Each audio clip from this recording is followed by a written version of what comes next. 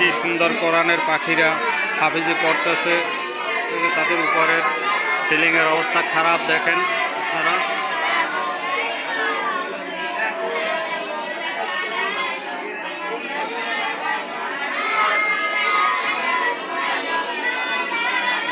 উপরে সিলিংয়ের অবস্থা খুবই খারাপ, যে কোনো সময় এই কচি কাঁচা বাচ্চাদের গায়ে পড়তে পারে, মাথায় পড়তে পারে।